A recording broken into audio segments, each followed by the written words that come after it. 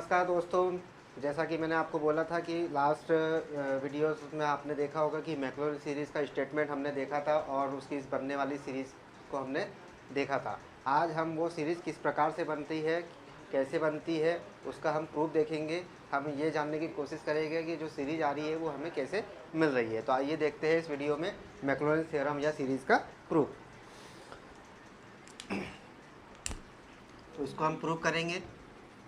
तो सबसे पहले जब भी हमें प्रूव करना है तो हमारे दिमाग में वो स्टेटमेंट होना चाहिए जो मैक्लोरन सीरीज़ का होता है। क्या होता है दोस्तों?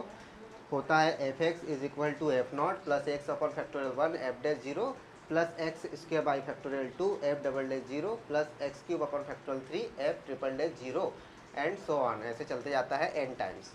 अब हम प्रूव कर, हमें तो ये पता है, लेकिन हम सबसे पहले ये कोशिश करेंगे कि हम अगर इसका प्रूव कर रहे हैं तो हम एक फंक्शन मान लेते हैं लेट एफ एक्स, जिसकी वैल्यू हमें क्या मिल रही है a0 a1x plus a2x square plus a3x cube plus ऐसे ये फाइनाइट टाइम्स जा रही है। इसको हम इक्वेशन नंबर फर्स्ट दे रहे हैं। सबसे पहले क्या किया सर, हमने घबराने की ज़रूरत नहीं है। हमने क्या एक फंक्शन लिया, उसकी वैल्यू को हमने मान लिया कि a0 है प्लस a1x है plus a2x square plus a3x cube, ऐसे ही चलते जाएगा।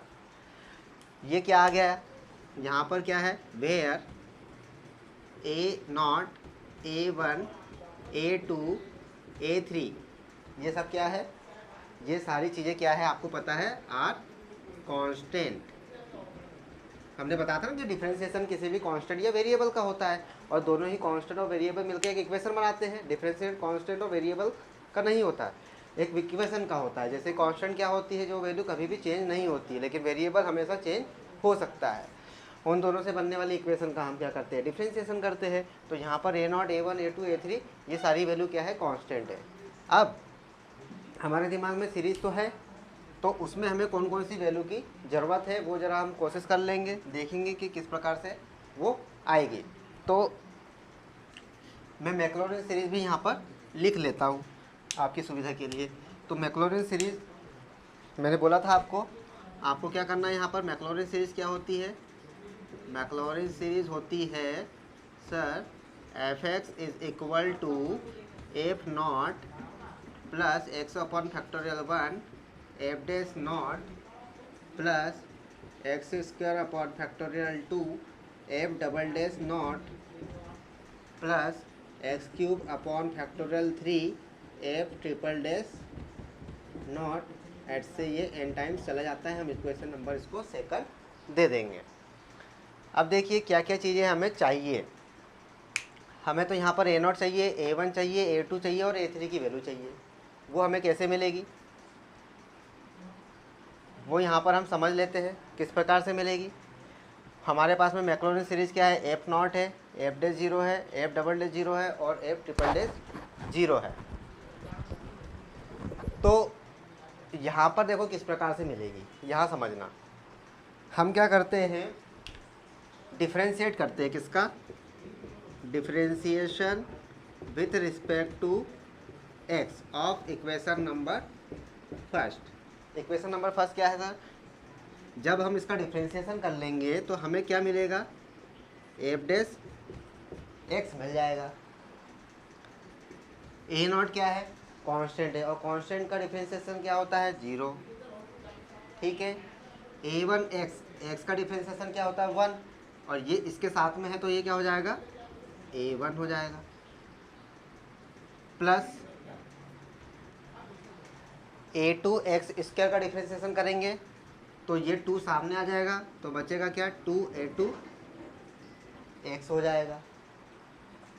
ऐसे ही प्लस एक्स क्यूब का डिफ्रेंशिएशन होगा तो क्या हो जाएगा? 3 और a3 constant as it is रहेगा और ये एक्स स्क्वायर हो जाएगा। जिन लोगों को समझ में नहीं आ रहा है वो यहाँ समझ ले। D by D x x की पावर एन एक्स की पावर n-1। फिर से समझ लो, यहाँ पर एक्स का डिफ्रेंशिएशन तो हमें पता है 1 होता है। वो जो फार्मूले आपको पीडीएफ में मैंने भेजे हैं वो आप देख लीजिएगा, हमारे ऐप पर अवेलेबल है। अगर जिन लोगों को नहीं पता है डिफ्रेंशिएशन के फार्मूले तो वहाँ से जाके वो देख ले। एक्स की पावर एन का अगर यहाँ हम लगाएंगे तो एन क्या आता है, सामने आता है, तो एन सामने आ गया तो 2 हो गया, 2 हो गया। अब एक्स की पावर में जो पावर है उससे 1 कम हो जाती है, तो पावर 1 कम हो जाएगी, तो 2 में से 1 गया तो 1 हो गया, पावर 1 हो गई। इसी प्रकार 3 सामने आ जाएगा और इसकी एक पावर कम हो जाएगी तो एक्स की पावर 2 हो गया। ऐसे ये डिफ्रेंसिएशन होते जाएगा। इसको इक्वेशन नंबर 3 दे दो। अब हम क्या कर रहे हैं, इक्वेशन नंबर 3 तो हमारे पास आ गई। अब हम क्या करते हैं, इसका अगेन डिफ्रेंसिएशन कर लेते हैं। तो differentiation with respect to x of equation number 3। Equation number 3 का हम डिफ्रेंसिएशन कर रहे हैं तो क्या हो जाएगा, एफ डबल डैश एक्स हो जाएगा। तो क्या हो गया, ए वन तो हमारा कांस्टेंट है, ये तो जीरो से कोई लेना देना ही नहीं, क्योंकि जीरो तो जीरो हो जाएगा। ए वन का कितना हो जाएगा, 0 हो जाएगा। फिर ये क्या हो जाएगा, 2a2 हो जाएगा, एक्स का हो जाएगा 1, और ये हो जाएगा 3 दूनी 6, a3 एक्स हो जाएगा sir, and so on. Equation number 4 हो जाएगा। ठीक है, इसके बाद में हम क्या करेंगे, इसका फिर डिफ्रेंसिएशन कर देंगे। तो differentiation with respect to x of equation number 4। इस इक्वेशन नंबर 4 का हम डिफ्रेंसिएशन कर रहे हैं तो क्या हो जाएगा, एफ ट्रिपल डैश एक्स, ये तो जीरो से लेना देना नहीं है, ये हमारा क्या है, कांस्टेंट है, तो जीरो हो जाएगा। यहाँ पर सिर्फ बचेगा क्या, 6a3, इक्वेशन नंबर 5। यहाँ पर किसी को कोई समस्या नहीं होनी चाहिए, हमने कुछ नहीं किया, घबराने की ज़रूरत नहीं है, कोई हमारे लिए बड़ी बात नहीं है।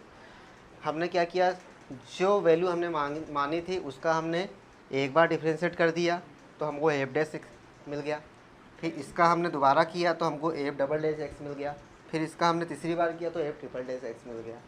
3 बार हमने डिफ्रेंशिएट कर दिया। अब हमारे दिमाग में क्या है कि a0 की वैल्यू हम कैसे लाएं, a1 की वैल्यू कैसे लाएं और a2 की वैल्यू कैसे लाएं। तो सीधा सा फंडा ये है कि अगर हम जहाँ जहाँ x है वहाँ पर अगर हम वैल्यू को क्या कर देते हैं, 0 रख देते हैं, तो हमें वहाँ से वैल्यू मिल सकती है। कैसे मिल सकती है,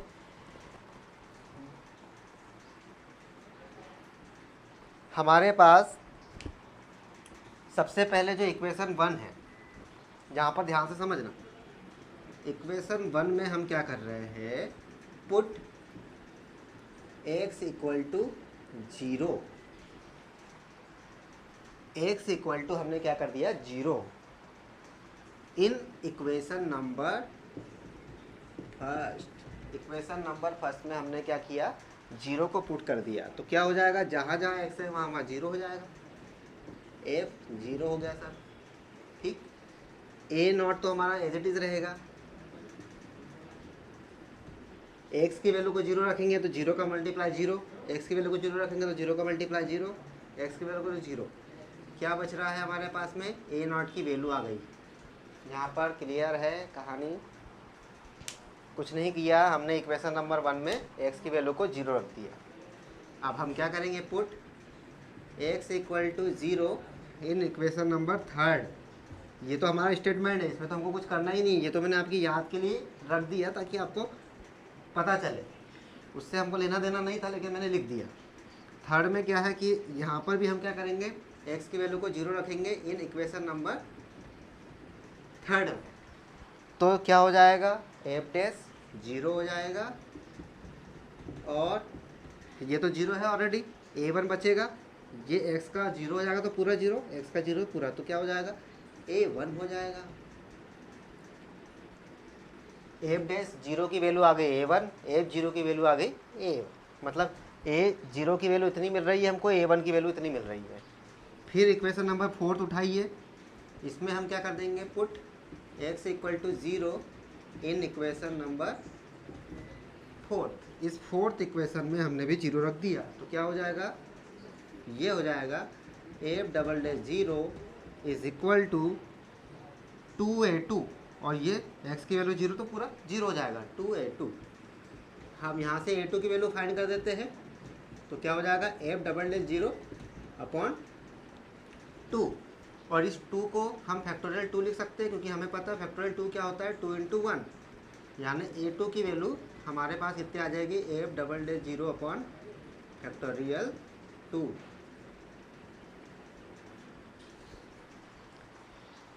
ठीक है, ये सारी वैल्यू हमारे पास आ चुकी है।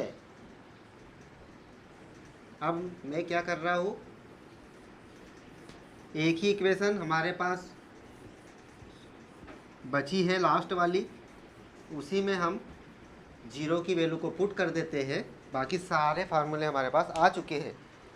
Put x equal to 0 in equation number, put x equal to 0 in equation number 5। तो ये हो जाएगा हमारे पास में सीधा सीधा f triple dash 0 is equal to 6a3, और यहाँ से हमें a3 की वैल्यू चाहिए, तो क्या हो जाएगा f ट्रिपल डैश 0 बाई 6, और 6 को हम ऐसा लिख सकते हैं फैक्टोरियल 3, क्योंकि फैक्टोरियल 3 की वैल्यू क्या होती है 3 इंटू 2 इंटू 1 यानी 6। तो ये हो जाएगा a3 is equal to f triple dash 0 upon factorial 3। सारी चीज़ें हमारे पास आ चुकी है। जैसा मैंने आपको बताया था कि हमें कौन कौन सी वैल्यू चाहिए, a0 चाहिए, आ गया सर, a1 चाहिए, आ गया सर, a2 चाहिए, आ गया सर, a3 चाहिए, आ गया। और भी हम बढ़ा सकते हैं क्वेश्चन को, लेकिन इतना ज़्यादा हमें ज़रूरत नहीं है। ये सारी वैल्यू कहाँ रखेंगे हम, इक्वेशन नंबर फर्स्ट में। तो यहाँ मैं लिख देता हूँ फ्रॉम इक्वेशन नंबर फर्स्ट।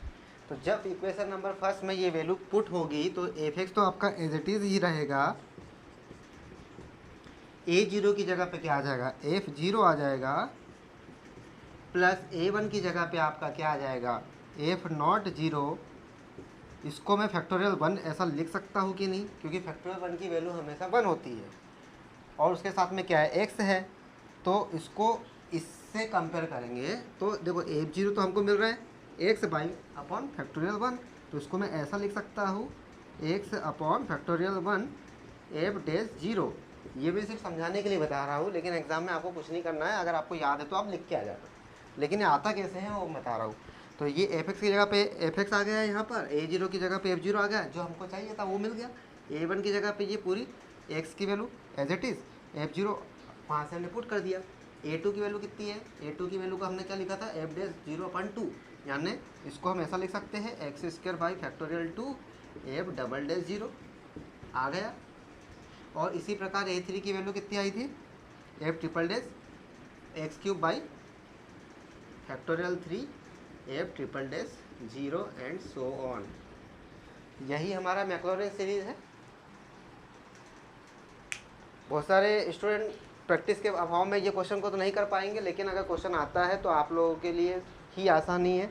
अगर डिफ्रेंशिएशन हमारे क्लियर है तो हम आसानी से कर पाएंगे, नहीं तो कुछ भी नहीं कर पाएंगे। डिफ्रेंशिएशन के फार्मूले हमें पता होने चाहिए, इसीलिए मैंने आपको हमारे वीवी ऐप को आप डाउनलोड कर लीजिए, और उसमें आपको ये डिफ्रेंशिएशन और इंटीग्रेशन के फार्मूले मिलेंगे। आप उनको याद कर लीजिए, समझ लीजिए, तब जाके आप इन क्वेश्चनों को कर पाएंगे, क्योंकि इनके बनने वाले क्वेश्चन एग्ज़ाम में जब भी आएंगे, चाहे आप मैथमेटिक्स 1 का कोई भी यूनिट ले लो, उसमें डिफ्रेंशिएशन और इंटीग्रेशन के फार्मूले यूज़ होना ही हैं। तो इसी क्वेश्चन के आधार पर आप अब 2-3 बार वीडियो को देखेंगे, समझ लीजिएगा, तो आप लोगों के लिए आसानी हो जाएगी। एक बार में वीडियो नहीं समझ में आ रहा है तो 2-3 बार आप देख सकते हो। तब तक के लिए सभी दोस्तों को नमस्कार, मिलते हैं नेक्स्ट वीडियो में। Good night.